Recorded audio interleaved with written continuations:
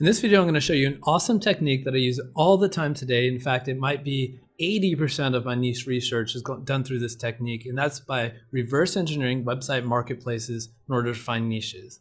And this is a great technique not only for finding a niche for your first website to go after, but also additional sub niches if you have an existing website in a higher level category niche like an authority site. So let's say, for example, you have an authority site in the health niche. You want to continuously do niche research in order to tack on new sub niches and expand on more content for your authority site. And this is one of my best tactics, and let's explain why. Why marketplaces? So why would you look at marketplaces for information? Well, as a con, one of the not good sides about this is it's reactive niche research. You're not going to be able to scour every niche on the planet because you're only going to be able to see the niches that actually go onto the marketplaces and sell.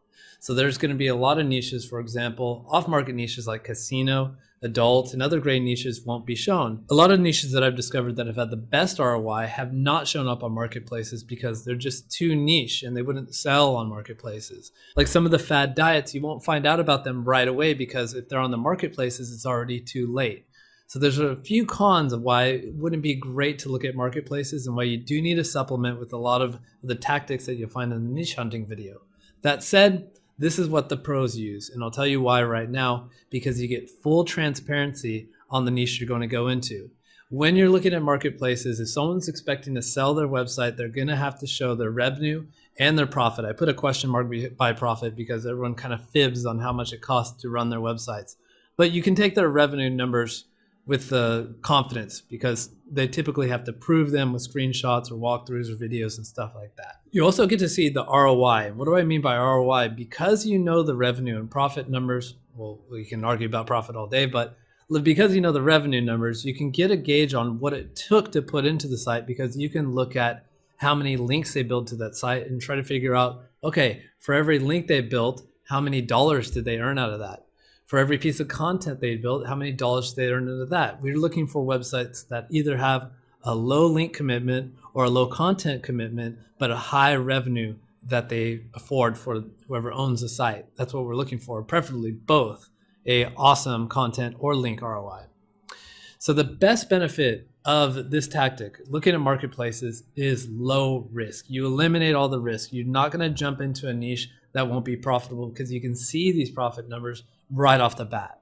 You're not going to go into a niche that's going to be too hard because you're going to see how many links it took to build a website in that niche and rank for however far they got when they're selling that on the marketplace. So these are the main reasons why I look at marketplaces for my niches. So we talked about this before. What are the marketplaces to browse? Flippa is going to be your free one. So everyone has access to Flippa, but you're going to find better deals on Empire Flippers and FE International. They just require a deposit. So, but for now, and I've found a lot of good gems through Flippa, and I'm going to walk you through the process on how to find awesome niches through Flippa. So when you're browsing Flippa, you just need to create a free account. You'll be able to see everything that I see. And you're going to want to select certain settings when you're browsing through content websites. First, are they revenue generating? Yes. Asset type, what kind of business is this? A website and online business. We're not interested in stores, e-commerce, just straight up domains or anything like that. You also want to check off that it's a content website and a review website. That's an affiliate website. A content website that does reviews, that's what we build. These are affiliate content websites. And these are optional. For industry, you can decide, okay, I only want to get into the automotive industry because I have a friend who drop ships auto body parts, so that's why I want to get into this. You can hand select these, that's fine. And you can decide whether or not you want to look at businesses that are currently on sale or that have recently been sold. Most of the time I will check recently sold because I'm looking at the ones that people already put a stamp of approval on by spending their money on them. So you can assume there's a little bit more vetting done.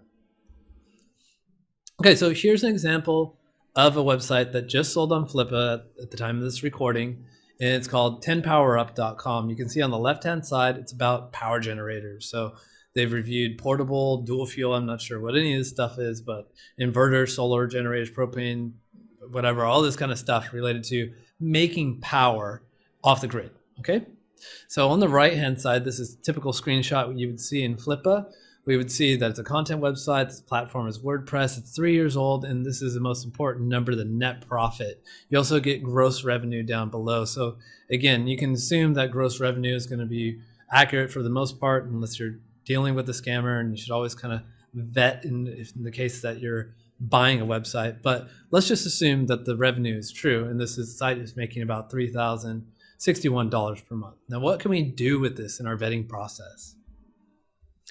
Let's look at the content investment. And to do that, I'm going to do a few things. I'm going to go to Google. I'm going to type site : the domain name, and you'll see here it says about 321 results. What that means is they made 321 pages of content in order to get this website that made $3,000 a month. So we can make a table like this. We have our revenue number, we have our content count in pages, and then we can look at our revenue per content. Now, I did a study that I'll link in the resources where I looked at all the different niches of sites that were sold on Empire Flippers. So broken down into categories, we found that in terms of content ROI, the medical niche was the best. For every piece of content, they're making $33, right? Now, where does this site fall in line? So it's about 953. It's about halfway through. Keep in mind, what we're looking at here on the table is the top 10. So it would fall into some of the top niches. It falls in line with between automotive and art in terms of the ROI. Quite coincidental. Automotive is pretty close to the power generator niche, so it's about that much in terms of content ROI. So it's pretty good. Bear in mind that there's about 35 niches that I went over. So if we're looking at the top 10 here and it falls in the middle of the top 10, this is pretty good in terms of content ROI. Now let's look at backlink investment. So to do that, we'll look at your SEO tool of choice, and we would load up 10powerup.com. We're going to look at a few things here. We're going to look at the DR number. We're going to look at the backlink number. We're going to look at the RD number and stuff like that. But we're going to make a table again. We're going to look at revenue. That's $3,000. The number of backlinks that were put in. So 2.62K, that's 2,620 backlinks. And then we can see that the revenue per link is about $1.16. Now, we look at the study that I did, and we look at this table. Again, this is a top 10 table of backlink ROI. And we'll see here, it doesn't quite make the top 10, but it's pretty close. The sports niche, over the overall category, averaging every single website that was sold in the sports niche, averaged about $1.17 dollars per link that they build. And the fact that this website is kind of like right below that, I mean, it's not the best in terms of backlink ROI, but it's not far off. Now, this is also very important. We look at the number of the backlinks that were created, but we also look at the DR, right? So if we do a similar calculation, we look at 3,000 divided by 28, the DR for the website, we see a revenue per DR of 109. And I can tell you from experience, that's pretty good. They built a lot of backlinks. They built a lot of referring domains, but they didn't build very many good ones. And that's easy to replicate or overpower with the type of link building that we do in this course. So at this point, we found a great niche. We can decide to go into it or not. If we decide we want to go for the niche, do we want to build a niche site? Do we want to build an authority site? We're going to check their affiliate programs. Because we know an exact website that is ranking in this niche, we looked at its ROI, we decided we want to go into it, we can throw it into our SEO tool of choice, pull out all our keywords, and we see these are the keywords that are making them money. Then we can start to make a content plan and do our keyword research as such. But my recommendation for you is to always keep searching. Just because this is the first one I found, I'm not going to stop here. I'm going to always keep searching. In fact, I'm going to make this a habit, a weekly habit. So let's see what happens if I keep searching. Now, this is an example website. This is a website that I found maybe a few months ago. I labeled it xxx.com. It's not actually a porn site. This is just kind of blanked out. But let me just show you an example of a killer niche. And the reason I'm not showing this is because I just deployed in this niche. And if I tell you guys what it is, everyone in the course is going to make the same damn website, and no one's going to make money. Okay. But let me just show you some numbers. So this website was making $12,000 a month. It had invested 104 pages of content. So its revenue for content is about $116. Putting that up against the categorical breakdown of revenue per content, it blows past all of them. It's an amazing niche to get into. it will tell you it is within one of these categories, but it was an outlier within one of them, so it really brought up its average. So yes, this is awesome in terms of content investment. Let's look at backlink investment. Okay, so here's the website. The revenue again, 12,000 per month, has a lot of backlinks, 13,000 backlinks. The revenue per link is terrible. If we put that up against here, it's not even in the top 10. It's not very good at all. But if we look at the revenue per DR, sorry, that should be DR here. So we have 12,000 divided by 21. That's 579 compared to the 100 from before. So this is an example of an awesome niche to get into. This is one you want to write down. You want to go after it right away or put it on the to-do list for later.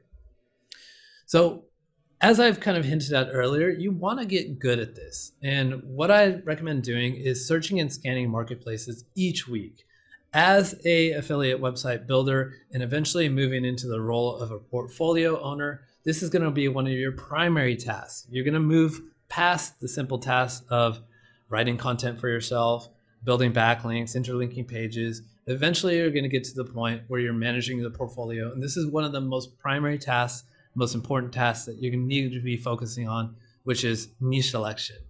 So you want to refine your skills at identifying these great ROI niches. The skills don't take much. Basically, you're just looking at these same calculations that I just showed you, and you're getting a feel for what is good content ROI, what is good backlink ROI.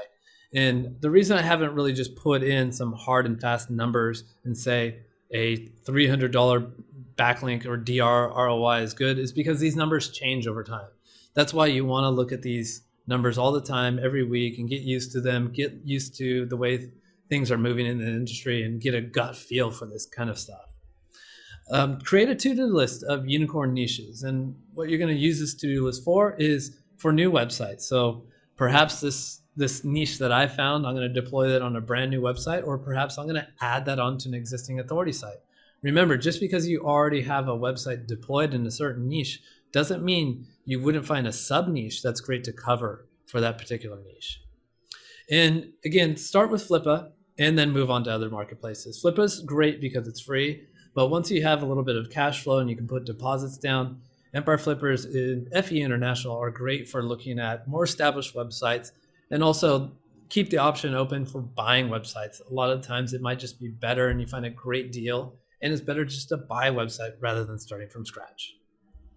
Lastly, what you're going to want to do is join groups. So there's various groups that I'm a part of that review websites and review the marketplaces and review different niches. I've left them in the resource section. They change over time. I usually join new ones. I abandon ones. So just look at the resource section and it'll always be up to date. And you can get insider information on what are some great niches and websites to buy.